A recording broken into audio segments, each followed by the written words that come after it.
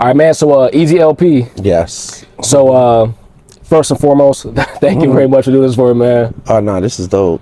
Shoot. And I'm close to the crib. What? Yeah, that worked out perfectly. And, you know, me being from Chicago, me coming down here in November and it's 75 degrees outside. You see, I'm sitting here wearing shorts. Yeah, you got I'm loving it right now. Yeah, you loving the weather. Me, I'm over here.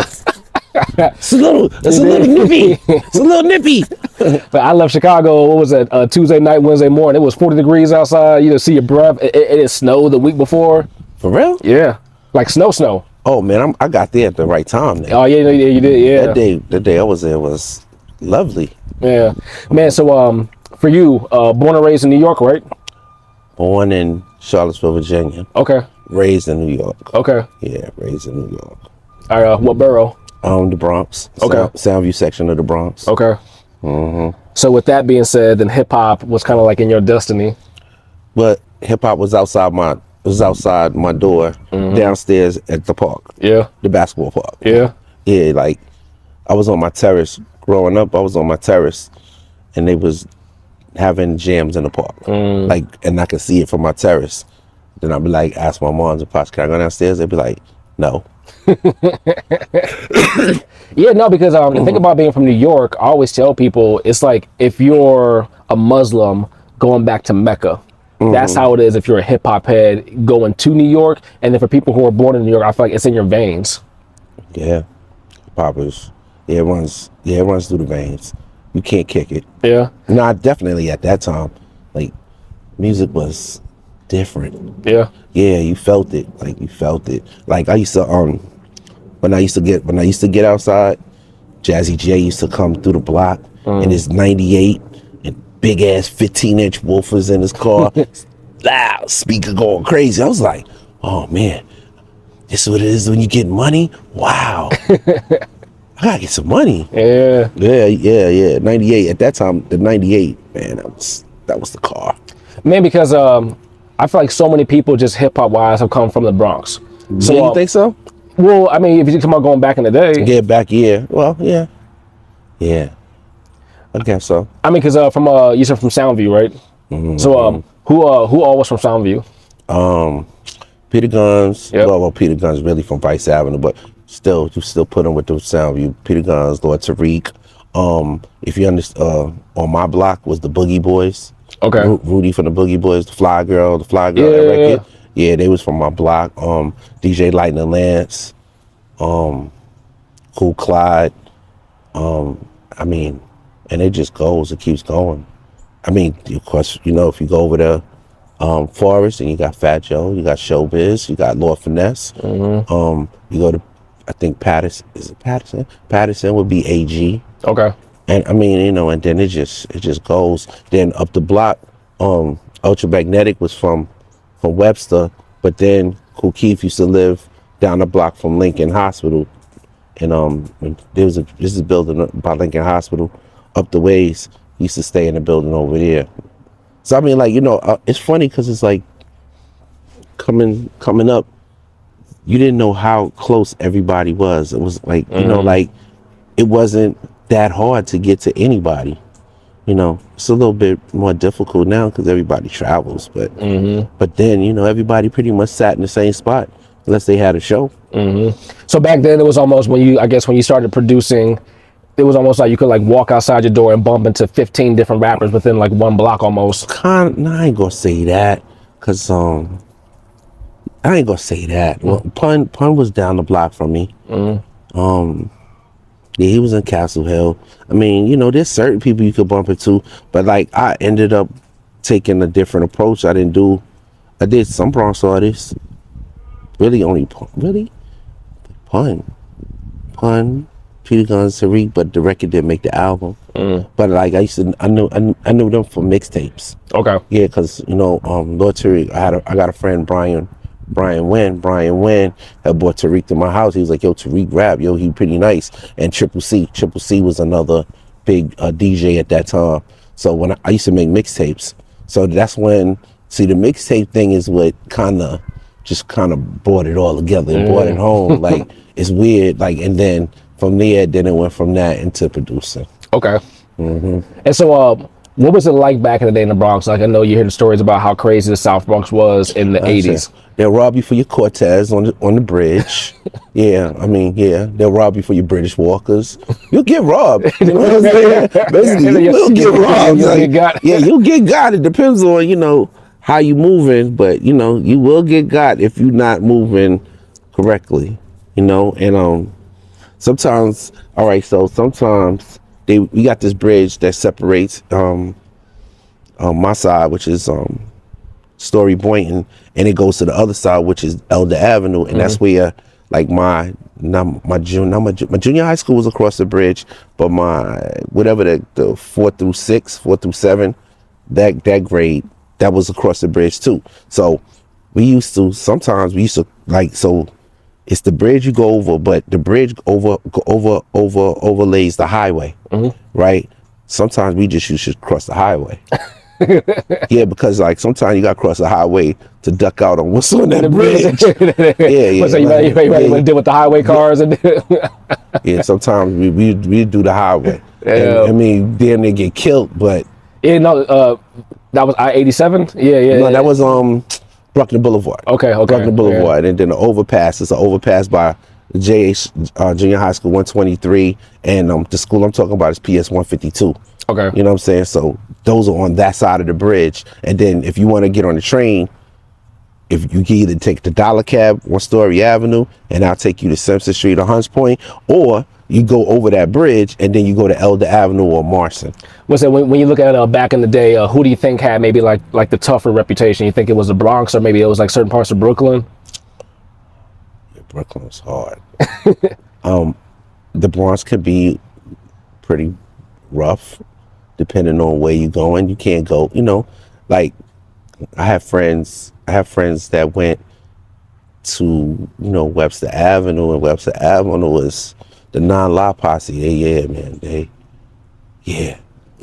in. Yeah, shit is different. Yeah, because it's like that's what the projects are, and in those projects, yeah, they were a little rough over there, man. Yeah, I mean, I used to talk to a girl that lived like maybe a block or two off the projects on Clay Avenue, and yeah, I used to have to watch myself all the time with jumping. Well, at that time, this is funny. At that time, was it like late 70s, early 80s? We used to take OJs. Okay. OJ was like y'all got like Uber is now. Then it was OJs and National. Okay. So those are like, so they'll pull up in Lexuses, BMs, all the nice cars, and you get on that, and if you hold them for 2-3 hours, you got to pay them $100, like, you know. But like if you was trying to style and get to where you gotta go, that was the way to do it. Okay. You know what I'm saying? So, but that made you feel like, you know, like we glorified hustling. Yep. Like we looked up to, oh, he hustled. Oh, word, they getting to it. Oh, yo, he got a Milano. How the fuck he got a Milano? Where you buy that at? Yeah, like, you know what I'm saying? So we was like, as kids or even growing up, man, it was always like, yo, I gotta get some money because I like them polo. And then we would have to go downtown in the city and shit the BFO. So the Brooklyn kids used to rob Century 21. Century 21 is where all the polo used to be. Okay. So, you know, that's where they used to boost. We go down there and that's where we get our polo from too, but we didn't boost. We wasn't on that. Like, I ain't fucking with no that jail shit. It's like, nah, I ain't doing that. Nah, not for clothes. man. So I feel like whenever I talk to somebody from New York, a lot of people have like the West Indian background. So is that for you too or no? Nah, I'm just all black. Straight black American? Yeah, I'm just a Southern black American. Where's your family originally from? My father's from Richmond. My mother's from Charlottesville. Okay. Yeah, so being born in Charlottesville. Yeah, because it was, she wanted to make sure she was close to my mother and her father or whatever. And her father at that time, he was like, after I was born, like maybe a couple of days after that, he passed. So, you know, they wanted to make sure they stayed close to him and my grandmother. But, you know, it was like the foundation. That house was like the foundation or whatever. Did you ever get the full story why you guys moved up to New York? Oh, because up north, it was always better. This opportunity? Like, the opportunities, yeah. My mother used to work for the city, and my father did too. And it was just like, you know, the opportunities up north. My father he hated down south. He wasn't on down south. Like he left he left. He was the person that carried his whole family. Like, so he dropped out of school in like 7th or 8th grade, and he had to take care of his brothers, you know, Uncle Johnny, Aunt Shirley, Aunt Doris, like, you know, but like he was like he would hold it down because his father was a piece of His father was a piece of For real, he wasn't a nice guy. Yeah. Yeah, he wasn't a nice guy. And then any backstory to how they settled on the Bronx? Well, they was always, they met in New York. Okay. So my mother came, she left Charlottesville, came to New York, and she was staying with my Aunt Ruby. Oh, and just coincidentally, they both happen to be from Virginia. Nah, this is when the story gets weird. My father knew my Aunt Ruby, but we don't know what the extent is. Okay. Or whatever, but they knew each other because my Aunt Ruby used to work in the cleaners in Harlem. So, but my father, he used to live in Grant, and he was married. So he left his wife to be with my mom. Oh, wow. Yeah. That was a good choice because his wife was ugly. She was an ugly old broad, man. Oh man, she's a piece of crap. It's like, yo, damn, you married her? Ugh. Yeah, so she looked like what's the promoter Don King? She looked like Don King's sister, yo. Her hair was like up here all the time or whatever, but it was bad. I mean, it was good, it was bad, but you know, I got a brother. I don't claim him because it was like, I think he was mad because of how it went down. I mean, it is what it is, man. People want to move on. If you feel like you're in a shit relationship, yeah, you know, you're not supposed to just stay there. I mean, but a lot of people do, which doesn't make sense. But I understand why, because they'd be like, oh, I can't start all over, and yo, it's gonna be hard to find somebody. But like, to be with somebody and you're miserable, like. That kind of sucks, man. Oh no, 1,000%. Or even just being like in a job and being miserable. Yeah, that too. That too. But man, having a girl that you don't want to be with, it's like, and you're just, okay, honey, all right, honey. Yeah, no, yeah. So, how long have you been gone from the Bronx now? Oh, I've been gone from the Bronx since 2000. It's been 25 years, huh? Yeah, it's been 25. Yeah, I left the Bronx. I moved to Jersey. Okay. You know, I had got married, bought a house. I feel like that's like the common trend for New Yorkers. Like, you know, they either they got to go upstate or have to go to Jersey. Right. Yeah, we went to Jersey and we was staying in Little Ferry or whatever. But I liked it out there a lot. Yeah, yeah. Even though the first week I moved there, they kicked in the door. Really? It's just crazy. I was like, what the fuck? Yeah, just money out of nowhere. Just like, here we go. Kicked in the door, didn't do nothing. They just kicked the door. Yeah. Yeah. Yeah, that sucked. But I mean, you know, I think when you got certain things outside your house and everything, people might think you got a little bit more than what you really have. Yeah. Yeah, you'd be like, yeah, I don't really got what you this is a facade. Yeah. Yeah, this is a mirage. And then by the time you went to Jersey, is that when you started producing too? Or was that No, No. I was producing in the Bronx, in my crib in the Bronx that I grew up in. Okay. I'm gonna say 91 going into 92. Yeah, around there. And for you actually just never wanted to rap. You always just wanted to produce. Yeah, I never. Yeah, no. Yeah, no. I didn't even want to produce. Like when I was younger, I used to DJ for I don't know if you know him. His name is Gucci Man. It was the real Gucci Man. His real name is he had a record called Gucci Man. His name was MC Holiday. Okay. He was a guy. His name is Sam Jacobs Jr. Him and his father wrote Nightmares for Dana Dane. Okay. So it's like back in the 80s. This was 86, 87. Okay. Yeah, so, yeah, because I was like 15, 16. But I had met him through, okay, there's another guy from my block. His name is Cedric. Big Ced, they call him, Big Ced. He was in the MC Light video, Paper Thin. Okay. He was the one that, is your name Sam? Grab a coat and get lost. Da, da, da, da, da. And then she shoved him out the train. Well, Big Ced was like the catalyst of my block. So everybody used to come through because of him or whatever, and because he was in the video or whatever. So I met his Big Sad's little brother, which is a guy named Jarvis, which his name used to be called Silk Supreme or whatever. Him and this other kid from Co-op City named TSD, we was in a group together. And so that's kind of like the gateway of us trying to mess with that. We had bumped into, well, Gucci Man, I ended up becoming good friends with him. And another guy we met on the ride was Rich Nice. Okay. Rich Nice managed Sway. Sway and King Tech. That's Sway. Yeah, that's Sway. Yeah, yeah. So that's my DNA kind of formed somewhere around in there. Gucci Man had gave me an ASR. He said, "Yo, it is an ASR EPS." He had gave me an EPS. He was like, "Yo, man, take this home and learn it. Yo, you can do beats." I was like, "I don't want to do beats." He was like, "Nah, do beats." I want to do that. So, but like in that part of the journey, that's when I ended up meeting Evil D. Okay. And because that's when they was kind of trying to figure their stuff out.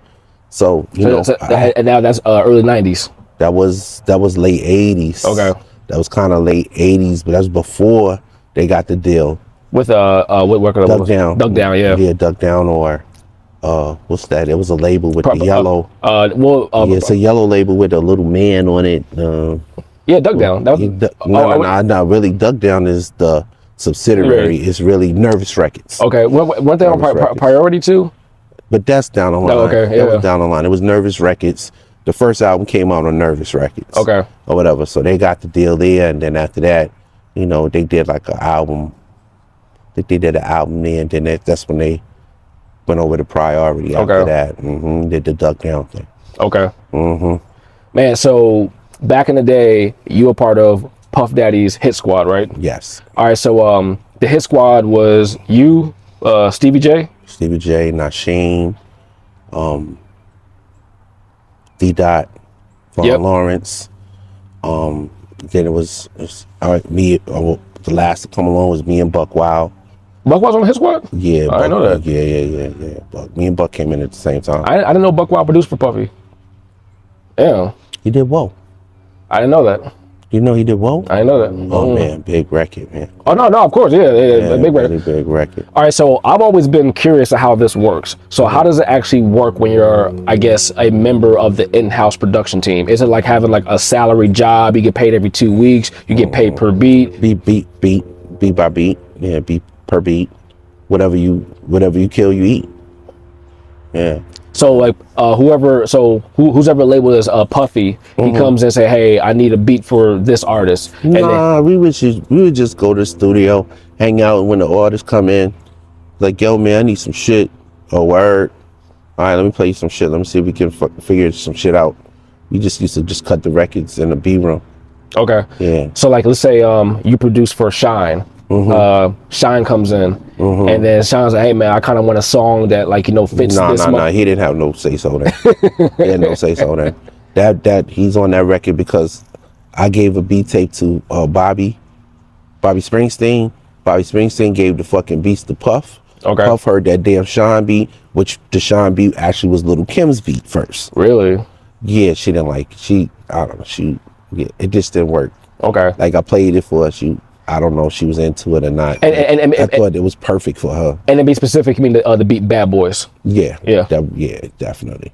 I knew that beat had to go to a Brooklyn artist. Okay. Like it was already cemented. Yeah. Yeah. Like once I made it, I already knew that. And that's just like with Uchi Wally, I knew I had to give it to a Queens person. I gave it to Nori first. He said, "I don't like that shit."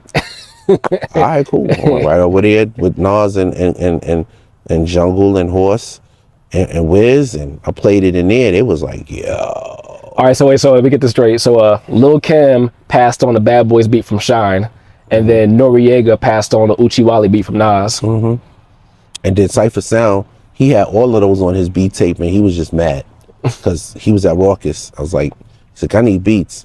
He got a beat tape. They're all on the same beat tape. Okay. All right, so for people who don't know your catalog is actually very extensive.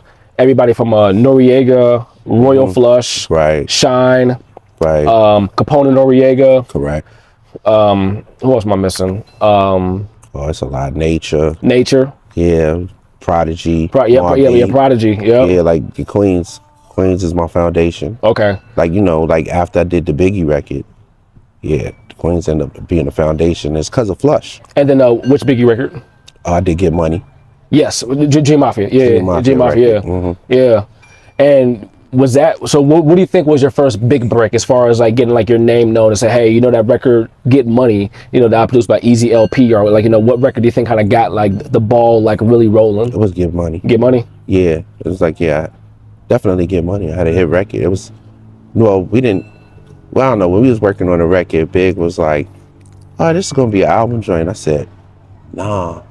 He said, nah, this is an album joint. You hear it? They ain't gonna play that on the radio. Okay. And it became a radio record. Wait, so when stuff like that happens, so like, so you can push for you're like, nah, man, this has to be a single, or it's kind of puffy. Man, they had no say so. Who? I didn't have no say so. My first record. Yeah. I was lucky to be in the goddamn room with them. Yeah, like, yo, you know, you gotta suck it up. Pause. Yeah. Big pause. Big pause. Yeah, you gotta suck it. You just happy to be in a, you're fly in the room. You're like, yeah, thank God I'm here. Oh, trust me, like from me doing what I do now, I totally get that. Wait, so who fought for the Get Money record from G Mafia to actually be a radio single? Was that Puffy? Nah, yo, we played that. Big played that for Puff, and Puff was like, nah, that's for that's for your new album. The fuck you giving that to them for? And I was just like this. Uh-oh. Yeah, that was a mess. So Puffy wanted Get Money to go on Biggie's second album. Yeah, but they was like, that ain't happening, because they, you know, they had already had they had to play his anthem, the Clark Kent joint. Yeah. So yeah, they had that already. That shit was a big record. It was, yep. Yeah, it was a good record. But I don't know, man. I think Get Money, man. Well, at least from my memory, I was still pretty young when all that stuff came out, so I don't know how it was like in New York back then. But I feel like I heard Get Money, even like now looking back on it. I mean, like Get Money was a more popular record. It stood this test of time. Yeah. But at that time, you know, when that Players Anthem came on, it was like, boom, yeah, doom, doom. Doom, doom, doom, doom, doom, doom. Yeah, that's a really dope beat. It was a really dope. Oh no, 1,000%. Yeah, like that was just a dope record. And you said that was Clark Kent? Clark Kent did that beat. Yeah. Man, all right, so and I always wonder how that process went, and then so also as in our production team, so they say you got 10 beats. And like, you know, so as long as you have those 10 beats, are you still actually allowed to go work for somebody else, or how does that work? Yeah, you could do whatever you wanted. Yeah. Okay. Nah, I'm not signing exclusively to you. That's crazy. I was already me before I got to you. Like, nah, I wouldn't do that. What was like the going rates back then? Like, you know, 10,000 a beat. About 10,000 a beat. Really? About 10,000, 15,000, 20,000. It just depends. But that was only if the beat actually went on the actual record. Yeah, it went on the record. Yeah. I mean, yeah. If it made it, yeah. I mean, if it made it, it was good. Like, I wasn't even signed when I did Bad Boys. I wasn't signed to Puff. Okay. I did that after, but the G-Dep shit was when I was signed to Puff. Okay. Yeah. And then so music economics 101. So your name is always listed as a producer, but also sometimes the producer can also get a writing credit too, right? And then moving forward, how do like the royalties work? It's like points on the song. Points. Yeah, you get your points, your 3 points, your 4 points, your bumps. You know, depending on your lawyer. And then, so what is maybe like back in the day? I know it's different now because of streaming and stuff like that. It started at, I mean, back in the days, you had 3 points and, a bump, half a point bump at gold and platinum, or a point, or 1 whole point bump, and that's it, you there. And what is in like dollar time, like dollars and cents, like what does that equal to? That's when everything get funky, because you know what happens. They say that we didn't recoup. You know, that was always the famous line. Yeah. Back in the days. Yeah. So it's like, I got a bunch of stuff. They'd be like, oh, we didn't recoup. Stop lying, yo. You're lying. But I mean, that's what the record label was doing. So like now we're in a different, this is a whole different era. There's transparency, but it's still, you still getting got. Right. But it's more transparency. Right. So you can actually be like, yo, we did this. We know the amount of streams we did. We can see it. Right. You know, that's now, that part of the game is transparent, but how they pay you is like, you know, not good. And then, because for a producer, is it a thing for producers as well? Because now they make a big deal about people buying back their masters or owning the masters. Does the same thing work for producers? Yeah, after, you know, your years, your 35, was it about 35 years now? That's what I've heard. Oh, Yeah, 35 years. Yeah, you can get it back. And then once you get it back, then any royalties made off it, maybe not everything, because I know there's other people on the records too. Right. But it all comes back to you. Yeah, everything starts reverting back. Yeah, but I mean, if you still on an album that was in a hole, that they claim was in a hole, you're not winning, you're still losing. You're just only getting your publisher. Okay. You know, it just depends on the album. You know what I'm saying? So it's almost like you can't really count on the residuals per se, because that's when the record company starts trying to play games where they say, we didn't recoup, this didn't happen. Yeah, it depends on, like I said, it depends on the artist you was working with, the budget that they gave them at the time. You know, like some artists, their budget was low. Like, well, low at that time probably was like 350, 400,000. Yeah. To make the whole album. Yeah, the project. And actually, I remember I told somebody that's why I think nowadays you see so many artists trying to learn how to produce themselves. Right, or you see people trying to do X, Y, Z to cut cords because. I mean, they have to do that now, which is understandable because now we're in a different phase. Right. Where now we're in a phase where it's like, yo, I could just have 100% of this, but you can have 100% of nothing.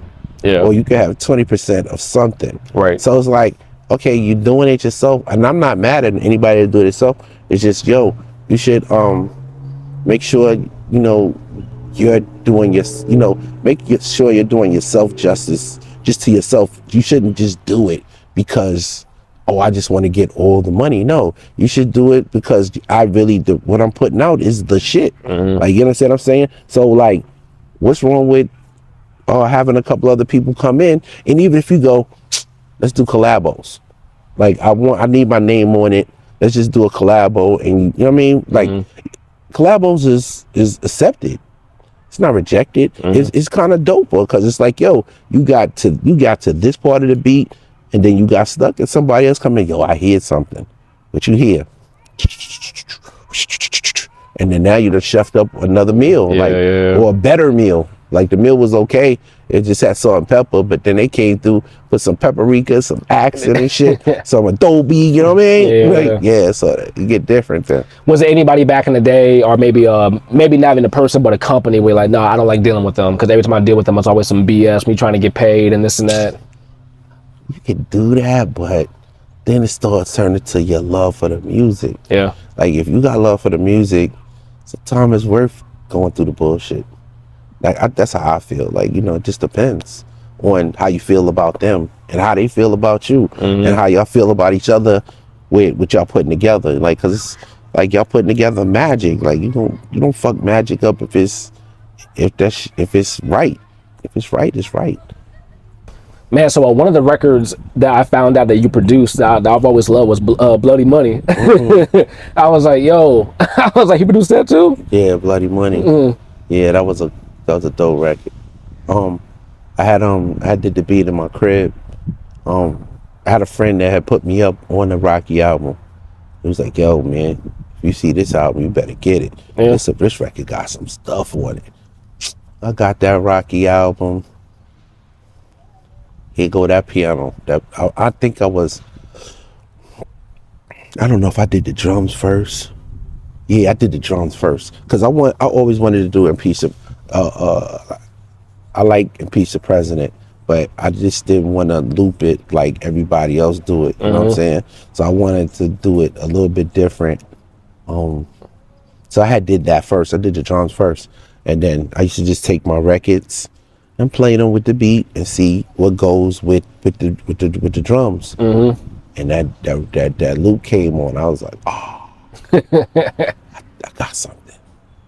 As soon as I got it, I called Nori. I said, yo, what you doing, Poppy? He was like, I'm in the crib. Yo, let me play you something over the phone. I fucking played him the beat over the phone. He was like, you gotta bring that shit to Left Rack right now. You gotta bring it. I was like, all right. Let's put it on cassette, dip the Queens, send them play the record. It was like, and then like maybe like not even a week, maybe the week max, we was in the studio working on the record. But like when we went to the studio, we worked on, okay, so their budget was really low. Their budget was low. Yeah, so we did like one session, we had 3 hours, we did like 3-4 records. I was like, what? That many records? Because I'm used to these long, strenuous, you know, most of the sessions be long. But that time we had to lay the beat in the 3-4 hours. I had to lay all the beats, and then they had the rhyme. They had the rhymes already, but I had to make sure I laid all the beats. So we did this record called Problems. We did Bloody Money. We did Iraq See the World. And we made this record called Fake Thugs Is Played Out. That record was hard too. Yeah, I used this X-Clan beat. This shit was fire, yo. Yeah, chorus was fire too.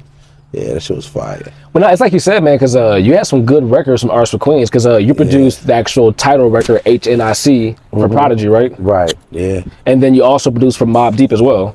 Yeah. Yeah, you made a Getaway. Yeah, Getaway. It's a dope record. Was it, how was it? So actually, probably my best Mobb Deep story, I saw Mobb Deep's last performance in Chicago. Oh, for real? And I was able to get Prodigy and Havoc to sign my copy of The Infamous and also the copy of Hell on Earth. Oh, word? So okay. I have a picture with them, but it's like one of those like doing the selfie. They're kind of like on stage. Yeah. And then Prodigy ended up dying. I think maybe like 2 months later. Oh, okay. Yeah, and actually, so I have that record framed on my wall. Okay. Yeah, so it was dope seeing them.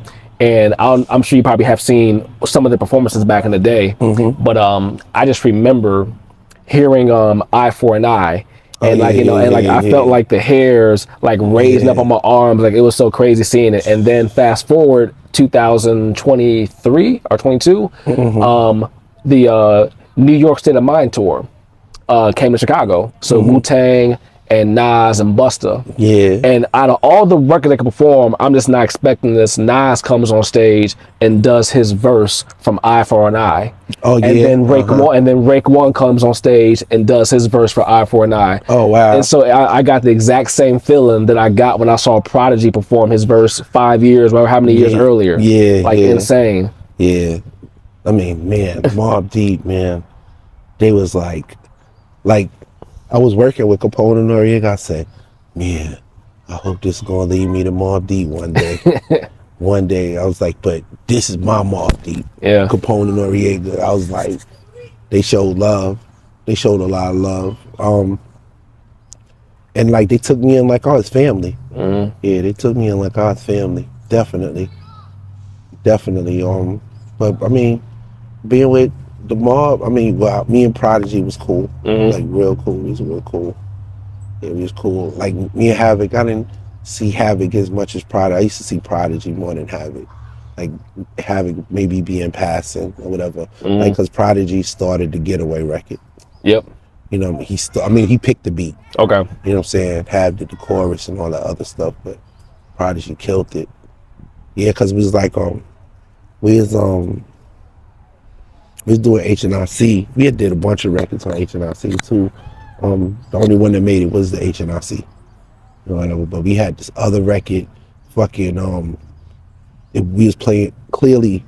Violator used to be in Def Jam. I think the people in Def Jam heard that record that me and Prodigy did, and then fucking Martell Jordan ended up fucking doing the same record. Wait, what record? Doom, doom, doom.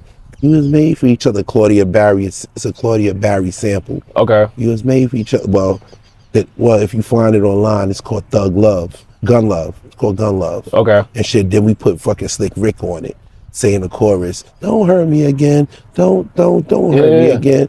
Yeah, shit was dope. But it didn't see the light of day. Wait, that would have been like 96, 97? No, we gonna definitely be tapping 2000. Yeah, because I remember Slick Rick was on a Montel Jordan record. Yeah. But that was like in 95, 96. Yeah, that's something different. Yeah, that's something different. Yeah. That's something different.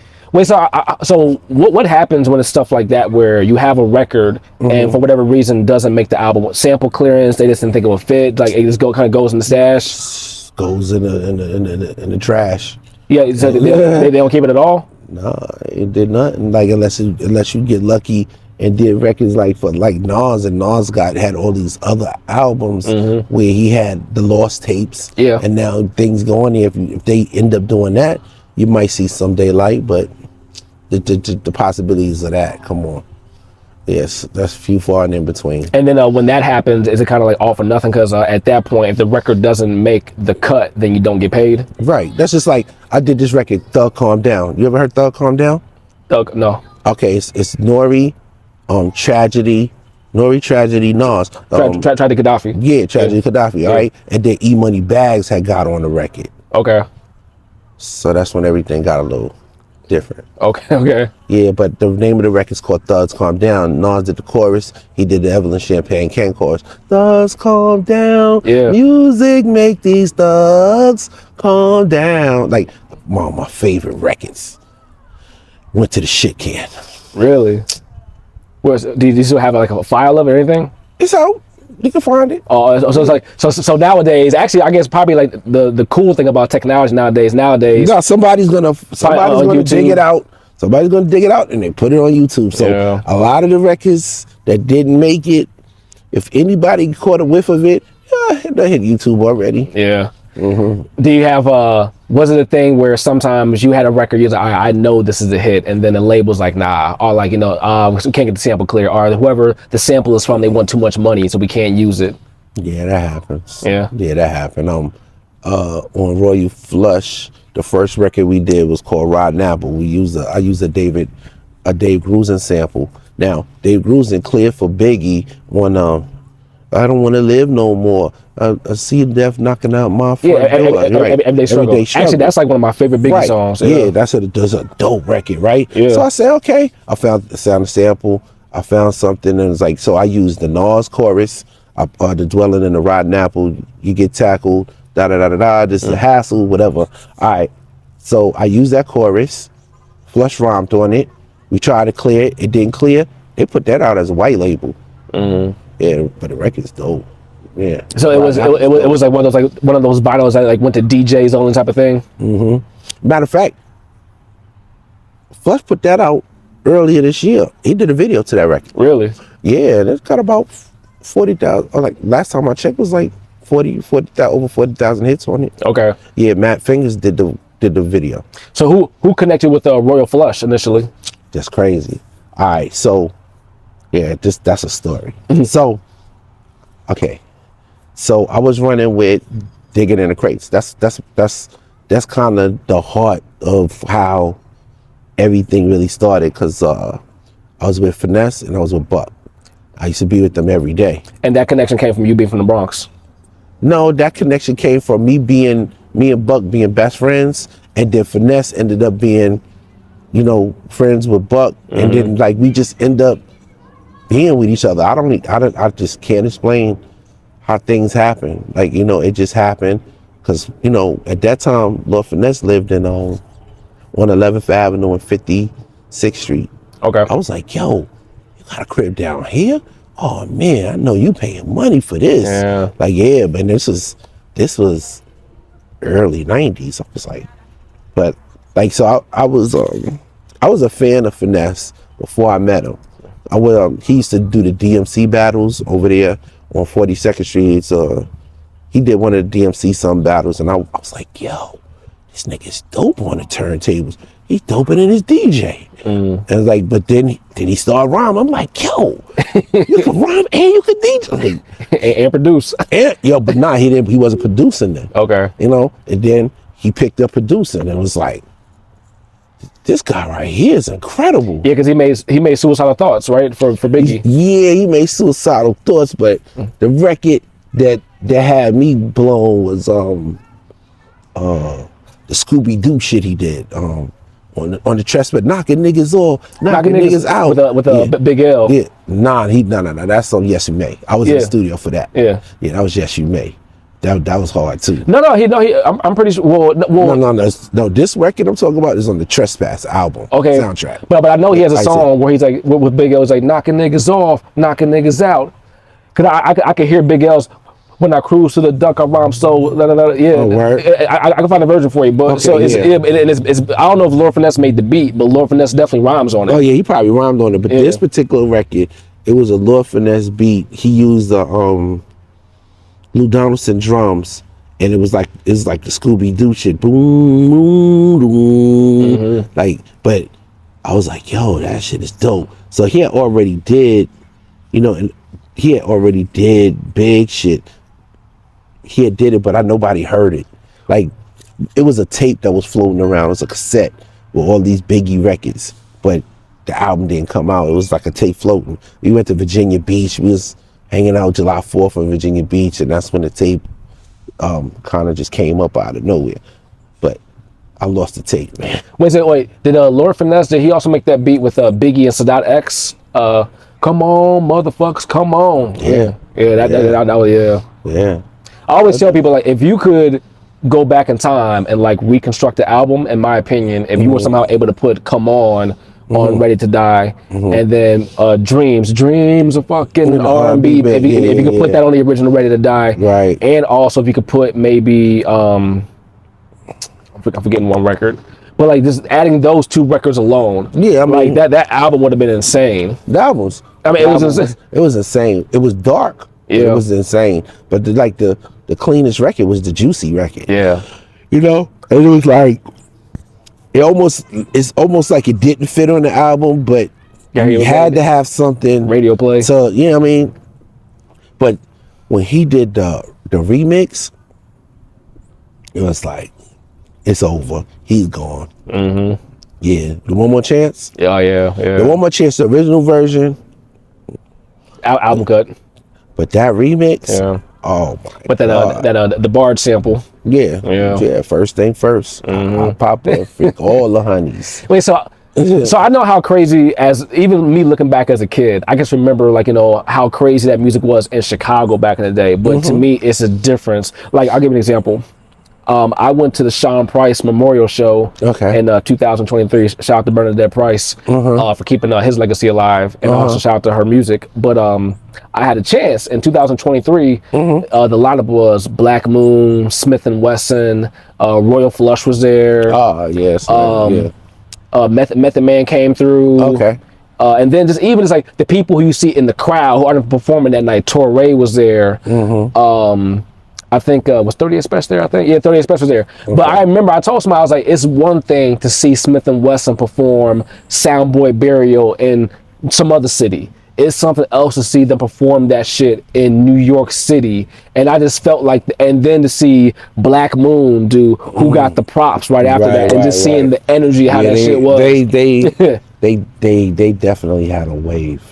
But so like back in that day, what was it like in New York when records like One More Chance, the remix were dropped, and this or like Puffy's new album came out, or like Junior Mafia dropped? It's like all that run that New York had back in that day, and actually being in the city, and you're actually in the music industry. Oh, it was a time, like we was having the time of our life. Yeah, man. I mean, like, you're talking about everybody using their best effort to make a better record than somebody else. Like, yo, you're using your best effort. Now it's like, people they not there no more. Like, there's others that's there. It just depends on who you are and your drive. Like, it's your drive. Like, cause when you get caught up in the music business kills your drive. So you have to check yourself and kind of like, yo, I'm not gonna let the business fuck me over with the craft. Let's say what Q-Tip say, industry rule number 4080. Record company people are shady. It's shady, yeah. It's shady, but it's like, what you gonna do? It's part of the business. I mean, it's been shady from the beginning. Yeah. So, you gotta know what you got. You gotta know when to fold and you just gotta know. Yeah, you gotta know when to pack it up. Yeah, was there ever a point in your career where like maybe you let the business get to you too much and you're like, I'm tired of this shit, like, I'm gonna go figure out something else to do with my life or whatever it may be? I felt like when I was in transition going from Jersey to Atlanta, that was a time because I just seen so much things changing. Then I was looking at the records that was popping up in the city and they playing, and I'm the one record for sure, Shake It Like a Salt Shaker. Oh yeah. Like when that record came, I was like, oh, this is different. Yeah.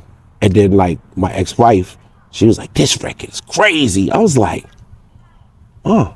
Well, I tell you this. So my freshman year of college, I went to Jack State, Mississippi. So I went down there. I'm a straight backpacker. Like, I just love the underground. I love Raucous Records. And looking back on it now, because that was in 05. That was back when Jeezy started getting popping. Right. Man. We had a lot of kids in our school from Houston, Atlanta, a lot of New Orleans kids. Wayne just dropped, I think, Dedication 2 mixtape. Right. Looking back on it now, I know why that music, it has its place. Right, it does. It has its place. It does. Now, as a New Yorker, I can't imagine you coming down here back then like, what the hell is this? No, it wasn't that. It was just that how accepting the city became with the other sound. Like, you know what I'm saying? So I just was like, it was out of the norm to hear something like that. But nowadays you have produced for newer artists though, right? Because then, if I'm correct, I saw Cardi B production credit, and then there wasn't Travis Scott. Yeah, I saw Travis Scott credit. So you've had the ability to adapt your sound, to not just hardcore New York shit, but also like I know how I've been able to get in the right rooms. I was managing a producer, 30 Rock, and we was getting in, our synergy was like bananas. Like together, our synergy was bananas. Just like everything come to an end. And it's about the synergy and the ride. You know what I'm saying? So it was like, at that point of my life, I was just, I was kind of blending in the background. I kind of looked at it from a different angle. It was like, I don't want to be, at that time I was like, I don't want to be the front man. It's just like, I don't know if I want to do that. But then I had like 30 actually he ended up on my doorstep, him and my little cousin. It's my little cousin best friend, was his best friend. So it was like, it was different. So, and then he had a drive. And I was like, listen, if you do this, this, and this, everything is still moving. I say, just give away the beats. I don't just give everybody the beats so your tag can come up with everything. And he followed the plan, and then we just started coming up. Like, and then he had caught a good record. Let's see, what was the record? He did a T Wayne record. Okay. And the T Wayne record caught. That was one of the records that caught. And then after that, he was just on a run. We did a B.O.B. record that caught. 4 Lit. That was another one that caught. And then he ended up doing with Mike Will, he did Rake It Up. Okay. For Yo Gotti. The shit caught. Lit, went up. He had did some records for Ray Sherman. They caught, but they didn't we didn't get the type of success we got with other records, but it was cool. Like, you know what I'm saying? So it was a formula. And then we was at this one point, everything was kind of everybody pockets was on E at this particular point. It's like, we gotta come up with something, man. Like, cause he had a hit record. He had the Yo Gotti joint, but there ain't no money coming from that at that time. Yeah, so, because after you get your initial fee for the beat, that's kind of you gotta wait it out till everything start trickling in or whatever. And then, we was all at the end of our rope, and then Barty had caught, like, I got the phone call for Barty had Cardi. Okay. Or whatever, and the Cardi B shit. And when the Cardi B shit came, him and Cheese went in the studio, they started working. And London J, he was writing. And then I walked it into Atlantic. And then that was it. So did you actually have a chance to get in the studio with Cardi B or no? So all email and beats back and forth. No. I went to Atlantic. I went to go see A&R. Okay. And DJ Drama and everybody. Just this particular day, everybody was there. So when the record played, it was like, oh, yo, this could be our next record right here. Everybody felt the synergy of this record. So then it was trying to figure out who was going to be the other artists on it. It ended up being 21, but it could have been Playboy Carti. Okay. You know what I'm saying? But Playboy Carti at that time wasn't big enough. And was it the same thing too with like Travis Scott? What more so got in touch with the A&R? Hey, like you know? Nah. We was actually, and me and 30, we was in Vegas. We was standing in Vegas. We was just cutting records with the publishers.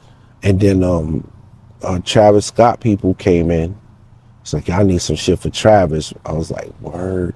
Man, we went to the hotel room, handpicked them beats. And boop, Stargazing came right up out of that. Then we ended up going to LA, parked in LA for like 2 weeks. After we parked in LA, you know, right before we started working on that particular record, Drake album had came out. And so Travis listened to the whole Drake album before he started the session. Yeah, it was ill.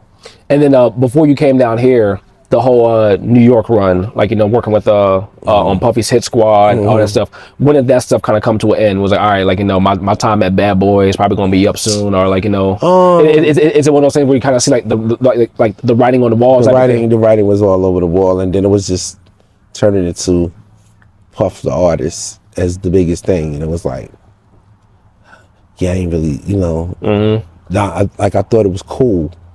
Like what he did was cool, like, but I liked it, him being the leader, but having everybody. But when it started turning into just him, it's like, but nobody else on the records besides these little singing chicks. Right. Yeah. It's like, yeah. Yeah, because at that time wasn't Royce the 5'9", wasn't he writing for him too? And then yeah, it was a bunch of people in the studio writing for him. It was. Yeah, I think that wasn't. I think Pharoah Monch wrote for him at some point too. Nas too. Nas, yeah. Yeah, it was a bunch of. Everybody came in to write for Puff. Everybody came in to write for Puff. But, you know, records wasn't making it. Some records made it. Some records didn't, you know. Because he was good. And Jay wrote too. Who? Jay. Jay wrote for him? Yeah, because, and then Jay wrote for Dr. Dre too, didn't he? Yeah. And then Nas also wrote for Will Smith. Yeah, he definitely did on one of them LES records. But I think he was around for that whole getting jiggy with it. Yeah. Yeah, no, I've definitely. That was a Steve Stout move. Okay. And then you worked with Violator too, right? I was managed by Violator. Okay, that was Chris Lighty. And Mike Lighty. Okay. Chris and Mike. Well, Chris used to live across the street from me in the Bronx. So I knew him when he started Violator, and he had his first artist was Chi Ali. Yeah, Chi Ali. So I used to go across the street. He used to give me the records.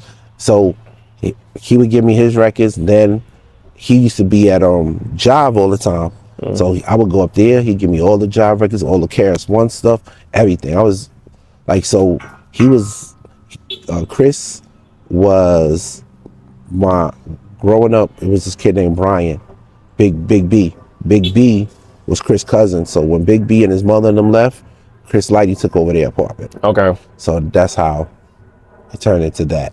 And Violator, I remember like those compilation albums, they had everybody who was relevant in the industry on those records. Right. I mean, Chris Lighty had everybody signed to him. Yeah. Every hot artist he had. Like he had the biggest management company at that time. I mean, Steve did too, but not like Chris. Yeah, because I've been learning too as far as how some of these artists, how they transition into the corporate roles. Because Heavy D did that back in the day because he was an artist and became, he went to Motown, right? No, he got it was Motown. It was MCA. He got some type of deal at MCA. He became an A&R or Zec at president. Him and Dio was up there and they was doing their thing. But he still had Monifa signed to him. He had McGruff signed to him. Soul For Real. Yeah, Jason all of them from Soul For Real. Yeah. So like he was turning into the new at that time everybody wanted to be Andre Harrell. You got it. Yeah. Like he was who everybody looked up to, but they was like, yo, but I could do that and I could do it better. You know what I'm saying? You know, I remember watching a video about Puff, and Puff said that. Puff said he saw the video of the Uptown Records, I guess maybe like promotional video. And he saw all the artists come out. They saw Andre Harrell sitting in a suit chilling, and Puff was like, "I want to be that person." Yeah, that was a good time. You know, it's cool when even nowadays having these discussions about what happened back in the day. Besides the people who passed away, but even their legacy still lives on. It's crazy to think about how many people from back then are still relevant today. Yeah. And to me, it's a testament to where all the art and the music that they made, it wasn't a fly-by-night type of thing. No. Everybody was. It seemed like everybody was pretty much in the trenches. Yeah. And definitely was about the craft. But you know, you about your money too. Did you ever work with Heavy D? Never. Never. Yeah. I just seen him in passing. Yeah. Yeah, I just seen him in passing. Was there artists who you always wanted to work with but just never got the chance? Or maybe you got a chance to play in the beats, but like, you know, they weren't feeling it or anything like that? Or maybe they chose a beat and then the label said no, sample didn't clear? I would guess I always thought whatever was meant for me was meant for me. I was on a panel earlier this year, at Gene Brown's panel, and they was asking, it was like, yo, well, you did everybody, but you didn't do Jay-Z. And I said, yeah, I know, I was trying to get on Jay-Z. It didn't, the first album I could have been on it, I overpriced myself. I fucked myself up. Because I was coming up off of Get Money, so I figured I was supposed to get more money. What was overpricing back then? Whatever it was, Jay-Z turned me down. It's like, nah, I ain't doing that.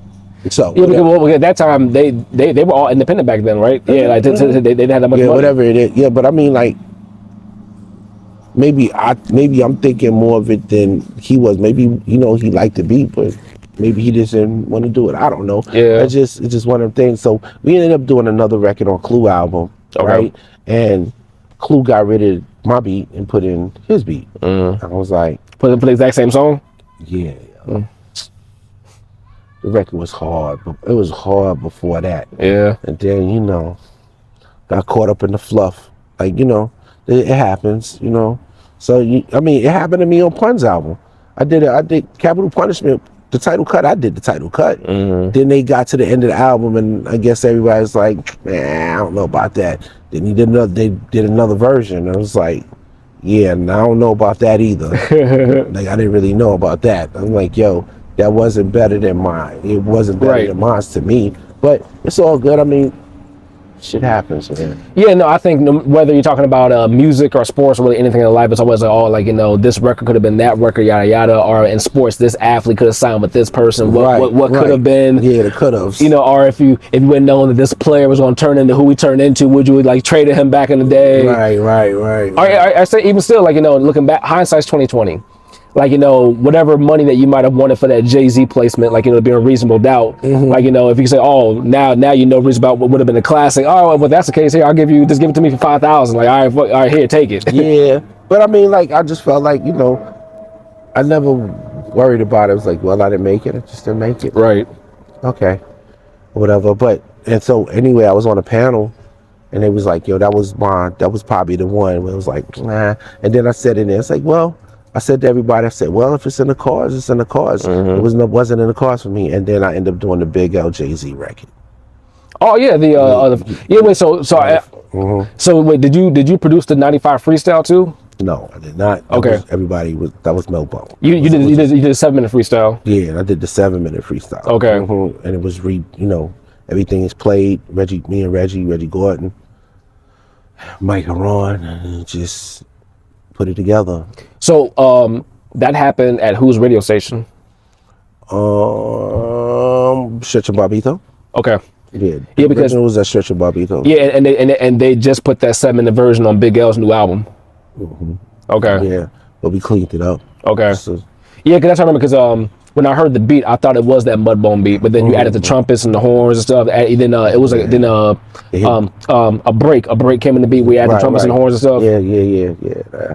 Definitely, it might be remnants or reminiscence of the original, but it's definitely not that. Right. Everything is played. Yeah, no, it's crazy. I guess probably like looking back on it now, you got a chance to work with somebody like, you know, who was a legend, like, you know, gone too soon. and you can look back on something like, yeah, I did that. Right. Yeah, I mean, but you know, I was working with L in the beginning. Like, he used to come and run on my mixtapes. Okay. So we got a mixtape together. Yeah. So where are these mixtapes at, man? Well, I used to, that's funny. I mean, you can go online; they'll pop up. But like, will it pop up in full, like EZ Elpee? Yeah. Or will it just like loose tracks here and there? No, it'll pop up. But this particular one is a real big. That's a real big. That was a moment. Me and him had a moment. I was DJing. He rhymed. Like, we had a moment on that mixtape. That was a really big mixtape for me. Okay. The one with him on it. But you know, I had another one with Lord Tariq. That was a big one too. Like, you know, like, but it was like, that was the segue into producing. But I didn't know. It was just, I was just doing whatever the hell I wanted to do. You know, I didn't know where everything was going to end up at, but it just kind of fell in line like anything else in life. Is it one of those things where kind of like, I don't know how everything's going to work out, but I know if I keep being active, something's going to happen for me? Right. Yeah. I knew. Yeah. I mean, it was many a days I was like, this is not going to work out for me, man. And I don't know, man. I just found my way. I don't even know how I found my way either. It just started coming together. But for me, my catalyst was like, I just used to love music. And what I used to do is I used to always go to parties. And them broads, you'd be surprised what broads have you doing. Oh, I'm sure. Trust me, but every dude has stories about that. Yeah, like, but it's like, yo, they was the girls was the catalyst to all the other shit. Yeah. Like, you know, it's like, yo, when you got a hit record. Oh, I'm sure. Yeah. Shit is easy. Yeah. Yeah, too easy. Yeah. It's too easy. Especially back in that day in New York, man. And you can tell, and the right records is like, yo. Oh, what did you produce? I produced Get Money. I say that. They be like, what? You did what? Oh, man. Well, even nowadays, because like now people can just look it up. So the people now, probably back then, it might have been more of like, okay, are you lying? Nowadays, you can look like, wait, what's your name again? Like, wait, oh damn, you did produce this. Yeah. Like nowadays, people can fact check you, and their eyes probably get big when they see everything that you've done. Yeah. I got a lot of things on my belt. Yeah. But I still feel like, you know, I never look back. Yeah. So I've always moved forward. So I don't care. I mean, I kind of care what I did, but I'll be looking forward to whatever's going to be the next thing. Well, okay, you don't look back. Do you do you keep some of the plaques at least and stuff like that? No, I got the plaques in the house and all of that stuff, but still, like, you can't move forward if all you're doing is looking back at all your old accolades and what you did this, you did that, you did that. What are you doing now? It's always been, what are you doing now? I mean, what's that saying? There's a reason why the windshield is bigger than the rearview mirror. That's real. Yeah. There's a reason. I forgot who said that initially, but yeah, there's a reason why the windshield is bigger than the rearview mirror. You know, you have to always be looking forward to what's next, and especially in the music industry because everything changes so rapidly. Oh, really fast, even down to equipment. Yeah, hot today, nothing tomorrow, or hot 1 year. Think about it. To me, being a musician is almost no different than being an athlete. Anybody can have a really good year. You know, you're a musician. You made 5 songs, they all blew up. You're an athlete. You know, for some reason, every shot you made that year, like, you know, it was a crazy shot. I was lucky you had that one good year. But can you keep on repeating your success? Yeah, well, see, that's the thing that a lot of people couldn't do. Yeah. And that's what I was able to do, which is pretty interesting. But I mean, like, I feel like I wholeheartedly just make good music. I don't care about what's going on in the world, what he's doing, they doing. Why should I care about what they're doing? Like, okay, how can I contribute to the game and give them my best contribution? Like, for me, that's what it's about. So, okay, my kicks and snares might be like, maybe, you know, the young people like, that's a little dated. It's like, yeah, that's right. But that's dated, and this ends up being classic, and what you're doing ain't lasting. You understand what I'm saying? So you could put like 50,000 kicks in there and 4,000 808s in there, and that's cool, but yo, your record ain't gonna play 2 years, 3 years, 4 years down the line. Right. So it's like, so it just becomes a a test of time. You know, there's definitely some music, like you said, where actually it holds up to the test of time. Like, there's a reason why we can listen to songs today that sample music from 1968 or whatever year, maybe, because like, the music that was made back then, it wasn't anything that was a trend. It was just good music. You know, and like you said, like, you know, it's battle tested through all the different eras, and it's still good. Even, you know, nowadays, like, you know, people complain about the mumble rap and, like, you know, drill stuff. Yeah, I mean, like you that. can complain about it, but some of it is really good. But then some of it is like, okay, I don't get it. But then I always tell people that, like, you know, the real hip hop that it was built off of, that will always be around. Yeah, it will, as long as we keep it going. You know, I think that for many years, for many years it was cloudy. Yeah. But because of Alchemist and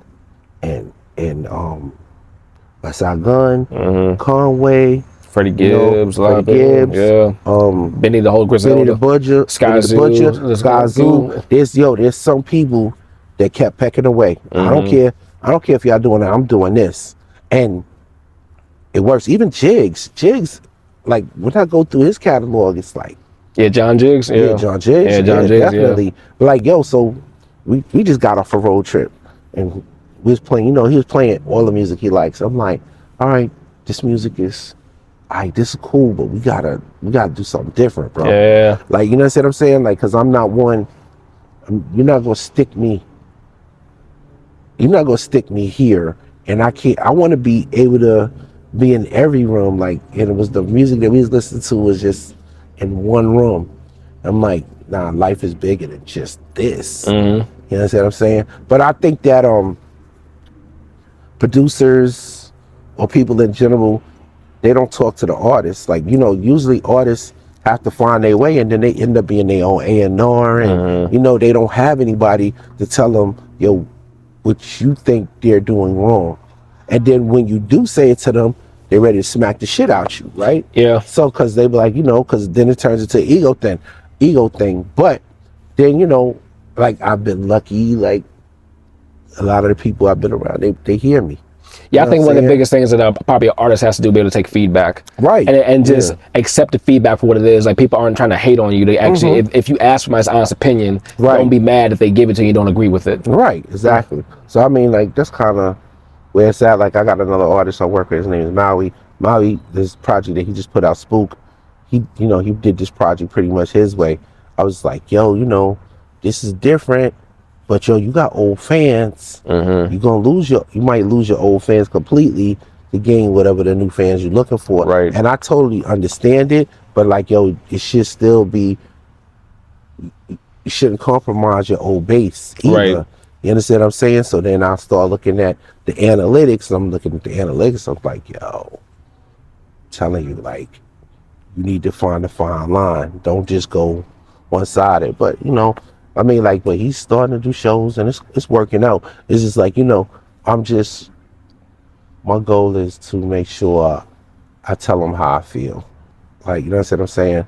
Because, you know, transparency, it doesn't matter if it hurts. Yeah. Like, it doesn't matter if it hurts. But like, because he could be like, yeah, all right, well, I hear you, but I'm still doing what I'm doing, and he could prove me wrong. You understand what I'm saying? Because, you know, the sound that he's trying to hit a particular audience. Yep. And I'm like, okay, well, let's see if they buy into it. Did you do any R&B back in the day too, or no? I worked with this group called Seduce. Okay. I did this record called Can't Get You Off My Mind. That was like late. That was in the 90s. And I did that record. And now Schoolboy Q actually has the record on one of his new albums. Well, the beat, at least. But I did the beat like 20 years ago. Yeah, definitely. But, you know, I've been around a long time. So it's True, like, you know, true. things a little bit different. I done ran through a bunch of samples that they're using now. Like, okay. It's like, oh, that's cute. I did that a long time ago. And so, if you had to give any advice to whether producer or artist coming up right now, what would you say? Keep working. Work hard. Give your beats to everybody. Just see how it pan out. See how Yeah, see how it pan out, because, you know, it's different now. Like, it's so many producers. Like, you know, and I think that's a bad thing.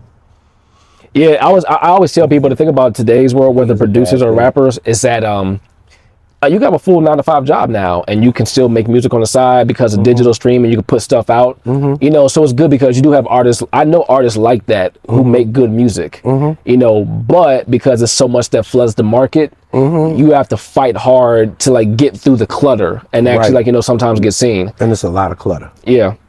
And that's why I tell people, like, what I do is you have to really talk to people, hear what they're listening to, and actually, for what it's worth, I will say the one thing that streaming services are good for is recommendations. Oh, okay. If you like this, you'll like this. And actually, even you know me, I'm on these road trips. I found out about so much music because Spotify or YouTube Music says if you like this, you'll like this. And sometimes I'll just let the app DJ itself. Do you like Spotify? For finding out new music, yes. Okay. Yeah, finding out new music, yeah, I do.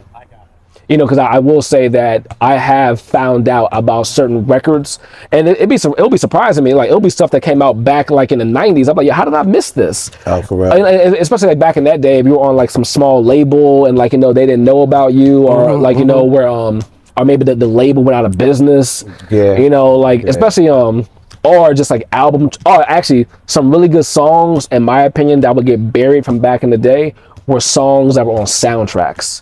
Like track 8 on whatever random black movie that came out in 1993 by an artist you really like, yeah, how did I never hear this song? Because like, it wasn't this lead single, it was on a soundtrack. And if you didn't watch the movie, or maybe if they didn't use that song during the actual movie itself, you didn't hear it.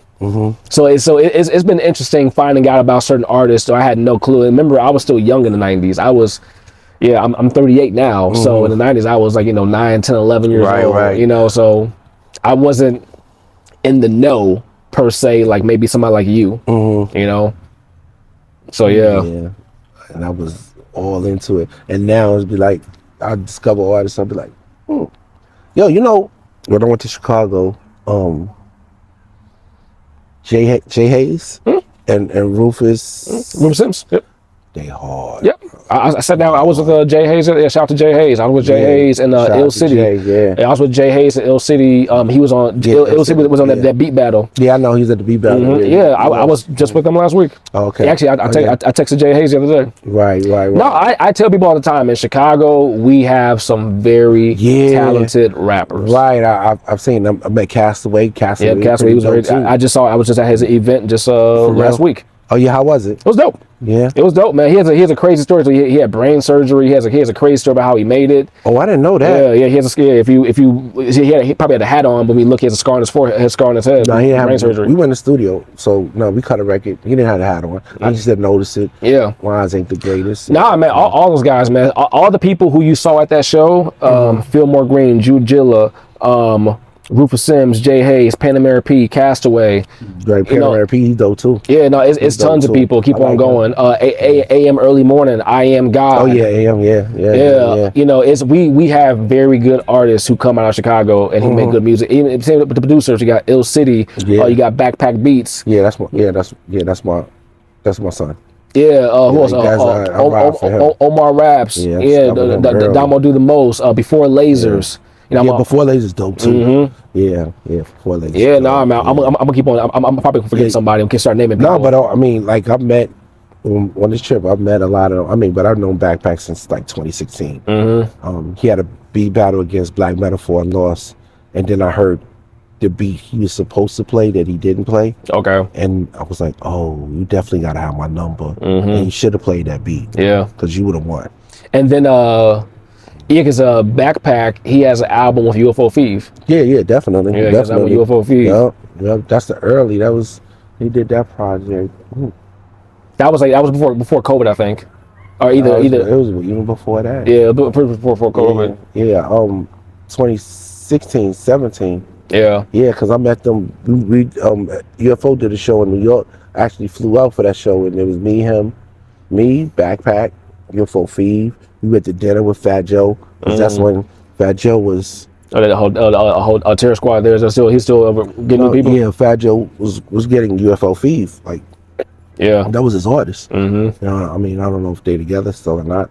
You know, but that was his artist. Yeah, but now, man, from From the bottom of my heart, thank you. I always tell people I'm super appreciative when people decide to actually spend their time with me, because I always tell people, like, you know, you clearly could be doing anything else today, like, you know. And so thank you. No, because, like, you know, no different than how it was a relationship business for you back in the 90s. Right. Me doing this now is relationship business. I have to meet people have to give me a chance, sit down with them. So whenever somebody's willing to give me a chance, Oh, you know, man, it's a pleasure. yeah, man. By It's a pleasure. Yeah, like by all means, man. Yeah, no, it was a pleasure. Yeah, by all means.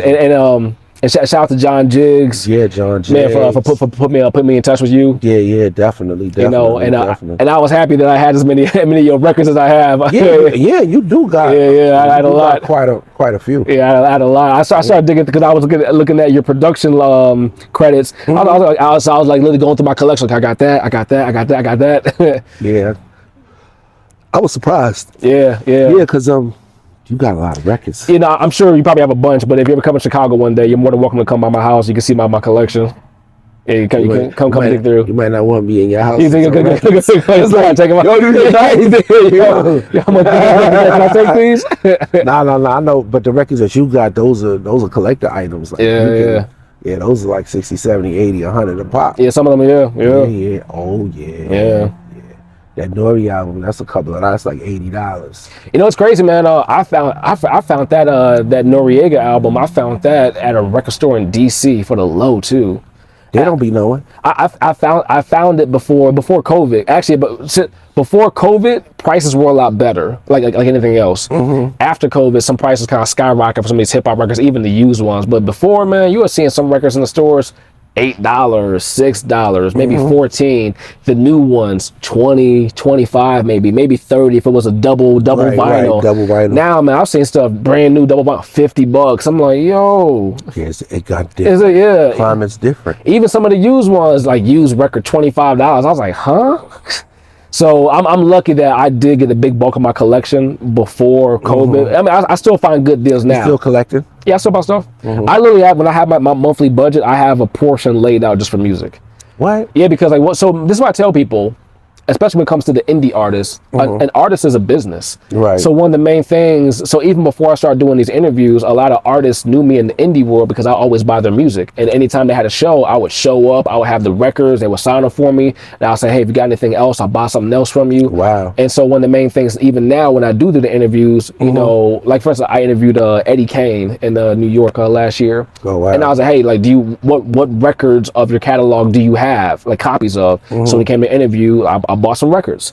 Because, like, you know, it's like, yo, like, it's no different than going to an actual store. You have to support the business. Right. You know, and that's really one of the ways I got cool with a lot of artists. Like, yeah, I want to make sure I support what you got going on because I actually like what you do. Wow. You know, like, I mean, that's good. Shout out to Terminology. I've been buying his. I've been buying his music since forever. I've been a fan of his since 2006. Oh wow. You know, when I first heard that song he did with Premier, Watch How It Go Down. Yeah, like it's hard. You know, and like it all builds. Like, you know how you say Noreaga led you to Mobb Deep and Mobb Deep leads you here. Like, you know, same thing for me. I met this artist, they led me to so and so. You know how it is. Like once you get about, hey man, sit down with this brother, he real cool. Right. When you get that approval, the guard goes down. Oh yeah. He's alright, man. He's cool. Same thing. Shout out to Sky Zoo linking with Torre. You know, like it's just a network.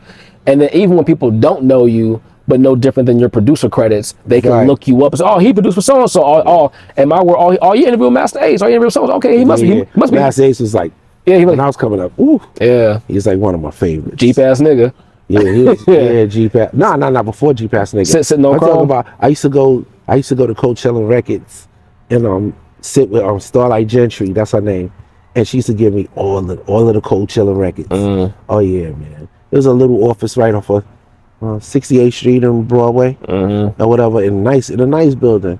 But like, yo, they show love. Like some of the record labels at that time, they just show so much love. They just gave. Yeah. It's like, yo, it's promo, Dad, take it. Right. It's nothing. Yeah, Eric Skinner from Jive, he was another one. Just gave freely. Oh yeah, no, it's even like, you know, going to the stores, you know, you see like the promo records now. Actually, if you know anybody who has this record, I want it. I'm gonna put this on air. I want a copy, being from Chicago, I want a copy of Donnell Jones' second album, Where I Want to Be, on vinyl. Okay. Because I love R&B, because it was only released in like those record pools that went to like the stations and the DJs. It never actually came in. And every time I look it up on Discogs and stuff, it's like in Europe somewhere they want $300 or $400 for it. Like, yeah, For real? yeah. Oh, okay. I got in contact with Donnell Jones maybe like in 2017, 18. Actually, that was the last time I was in Atlanta, and he told me that he didn't have a copy of it. Yeah, it happens. And I've been realizing that too, how many people don't get a copy. And so I've met, especially indie artists who have to pay for their own vinyl. They said, man, I learned my lesson. Like, you know, I at least keep 2 copies for myself. Yeah, well, I kept, at one time I was keeping 4 to 6 to 8, depending on what it was. Yeah. Yeah, because when you going out and you DJing, I used to DJ for Nori, so I used to always scratch the records. So, give me some more. Need it. Fucking record scratch, motherfucker. It's like, Tommy boy, y'all motherfuckers, y'all gotta make these records better. Yeah. Wait, so you were Noreaga's like tour DJ? Yeah, I DJ for him from 97 through 99. 99 I quit. Okay. I quit 99. Yeah, because it just was like, I know exactly why I did it. I know one of the reasons, because I was looking at the Rough Riders, right? This is the Rough Riders in the Swiss. And I'm like, I'm seeing how, like, I'm just seeing how it's moving and the optics. I'm like, yo, listen, I'm on the road, but I ain't making the records. I'm so caught up in this road, I'm not making the records I need to make. I had to make a conscious decision. Yeah, I quit, yo. Fuck that. I gotta make some records, man. Like, yeah, because that's really your bread and butter is being a producer, not a DJ. Yeah, the DJ was like, yeah, man, there wasn't no money, man. It was, yeah. Yeah, I think stuff like that is more so. I mean, of course. I mean, it could have been some money, but it wasn't no money. And then it depends on who you're touring with. Right, exactly. Yeah. You know, so I wasn't making enough to make me be like, I'm gonna just continue to do this. Nah. But then you don't want to look up and you're on tour for 3 or 4 years in a row, and then yeah. But I mean, yeah, you look, yeah, because I was looking at that. But I was like, I wanted to. It would have been better for me while I was on the road to make sure I take my drum machine and was still making stuff. Yeah. I didn't do that. I had to wait. I waited till I got back home. Yeah. So you know what I'm saying? Because you want to make sure you shed the excess weight. Yeah. So I didn't have to bring turntables, all that. All I had to do is bring my records and my needles and my headphones. So, you know, I just didn't, you know, I wasn't outside with my drum machine. And then I was watching how the Rough Riders was taking over. Swiss had, you know, I was watching him get famous. Yeah. Like as a producer. I mean, Pharrell was famous too, right? But I think it was just too different because Swiss was DJing also, so it made him look even bigger. And then him doing the choruses on the records and all that. I'm like, and he can rap. Hey, well, I don't know about that, but yeah, I ain't gonna. I don't know about that, but yeah, he do good beats. Yeah, beats, yeah. I don't know about that rapping shit. I'm good on that. Yeah, not my kind of artist. I tell you that. But yeah, but he really, like, I watched him shape up the generation, and it just kind of was turning into something else. And I'm like, yo, man, I don't like my scenery right now. And you know what I'm saying? And I didn't like our slot neither. Our slot wasn't right, man. Our slot was like, yo, we had a hot, yo, NORE album, it did 157,000 the first week. We had a hot album. Cameron, he put his album on, he did like 104. Like Confessions of Fire? Yeah. His first one. The first album. Yeah, Confessions of Fire. Whatever, because we thought they was going to kick our ass. Because, yo, you know. Nah, man. Cam had some hot, that 357 record was hot. No, but that band from TV. Oh yeah, that band from TV. That band from TV. That band but from the TV. thing is, like, so you're talking about an album that has substance. Yeah. So it was like it went from it had band from TV, I Love My Life, the record with Busta Rhymes and Split Star, The Assignment. The Assignment. Like, yo, it just had those mathematics, Esta Loca. Body in the Trunk. Yeah, Body in the Trunk. Like, so I'm talking about when you talk about a body of album. Yeah. It was a hell of a body. Like, so if you go up against, you know, going against Cam album, Horse and Carriage was bananas. Don't get me wrong, but if Mace wasn't performing it with him, so it was like, you know, shit was. Yeah, that was back when him and Mason fell out. Right. Yeah. So, but I'm saying, like, so But I was just seeing how all the, like even Six Figure, because Six Figure used to be with he was DJing for Cam. Okay. So we was always going on tour together. It was Six Figure, me, he had Cameron, Jim Jones, and Nori in the you know in the Thugged Out Entertainment. You know what I'm saying? So we was doing all these shows all over, you know, everywhere, and I just was like, yo, I just want to be bigger. Like, so I had to sacrifice. I had to sit home, not make no money, and sacrifice. And so I had to fight even harder. Yeah. Then in the middle of that, I fucked around and had a baby.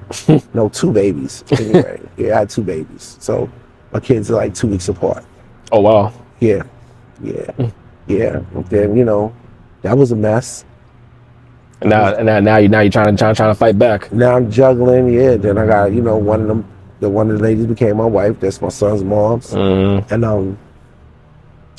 you know, life. Yeah. Like, that's the other part of it. Like, when you touring, that's the good life. Yeah. It's just. I feel like when you're touring, it's almost like you could, like, if you have problems at home, you could like run away from them because like you're gone.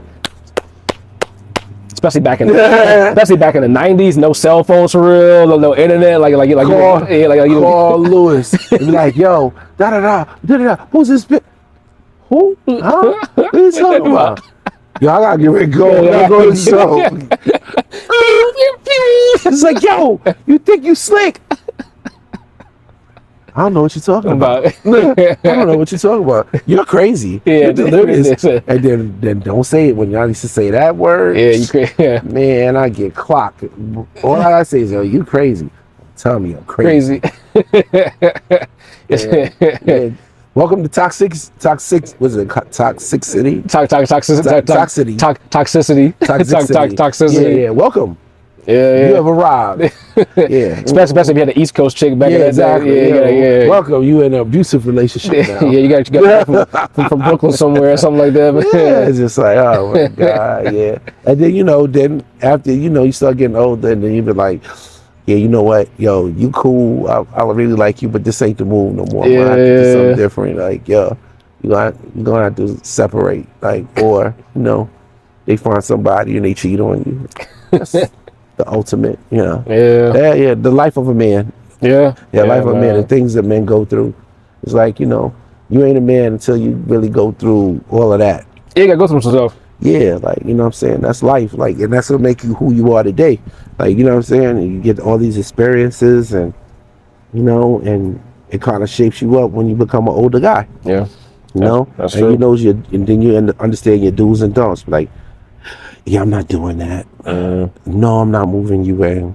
We're not doing that. You know, you're gonna stay over there. I'm gonna stay over here until, you know, we got the correct synergy where it's gonna mesh like it need to mesh. You know what I'm saying?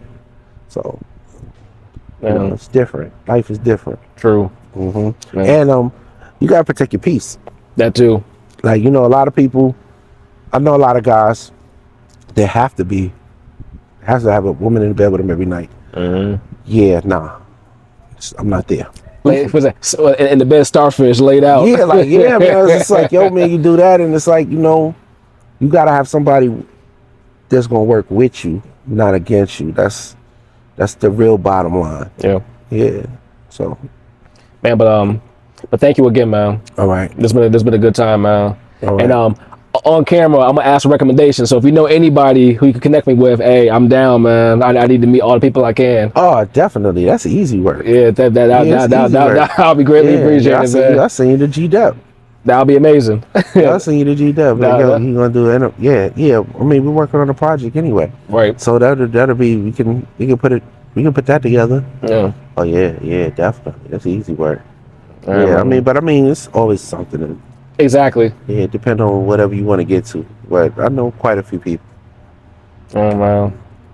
Yeah, I know quite a few people. And you're super cool, so. No, thank you, man. I'm trying, man. Yeah, like, you chill. Like, he done came to my backyard. Dude. Yeah. No, this is dope, man. This worked out good, man. Nice scenic park, man. So we got some cloud cover, so we won't get cooked. We won't get cooked by the sun. Yeah. But no, man. But no doubt, man. Thank you. Thank you. Appreciate you, man. Appreciate you. Thanks for having me. Oh, no doubt, man. No doubt, man. Thanks for having me. No. Real estate controls everything around me.